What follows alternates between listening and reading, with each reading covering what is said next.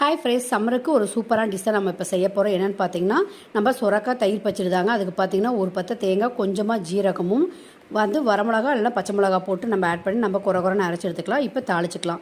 எண்ணெய் கொஞ்சமாக விட்டு கருகு, கருவேப்பிலை, வரமிளகா கிள்ளி போட்டு நம்ம தாளிப்பு போட்டதுக்கப்புறம் பார்த்திங்கன்னா நம்ம சுரக்காயை நல்லா பொடியை கட் பண்ணி ஆட் பண்ணிக்கணும். நல்லா வணங்கணும். வணங்குறப்ப நம்ம பார்த்திங்கன்னா உப்பு கொஞ்சம் ஆட் பண்ணிக்கலாம், மஞ்சத்தூள் கொஞ்சம் ஆட் பண்ணிக்கலாம். இப்போ ரெண்டையும் போட்டு ஒரு வணங்கினதுக்கப்புறம் பார்த்திங்கன்னா குக்கரை மூடி ஒரு 3 விசில் விட்டு எடுத்துக்கோங்க. நல்லா காய் சாஃப்டாக வெந்திருக்கும். இப்போ இந்த ஸ்டேஜில் நம்ம அரைச்சி வச்சு அந்த மசாலாவை ஆட் பண்ணிக்கலாம். இப்போ ஆட் பண்ணது ஒரு கொதி வரணும். வந்ததுக்கப்புறம் பார்த்திங்கன்னா நம்ம கெட்டியான தயிர் நல்லா ஃப்ரெஷ் தயிரை ஆட் பண்ணிக்கலாம். இப்போ தயிரை ஆட் பண்ணிவிட்டு நம்ம அதிலே காயில் நல்லா உடச்சி விட்டுக்கலாம். அடுப்பை நல்லா ஸ்லோ ஃப்ளேமில் வச்சுக்கோங்க, இல்லைனா திரியாக போயிடும். இப்போ நல்லா உடச்சதுக்கப்புறம் மறுபடியும் கொஞ்சமாக உப்பு ஆட் பண்ணிக்கலாம். ஏற்கனவே ஆல்ரெடி நம்ம உப்பு போட்டிருக்கோம். இப்போ பெருங்காயத்தூள் ஆட் பண்ணிவிட்டு நம்ம டிஷ்ஷை இறக்கிக்கலாம். சூப்பரான சுரக்காய் பச்சடி ரெடி.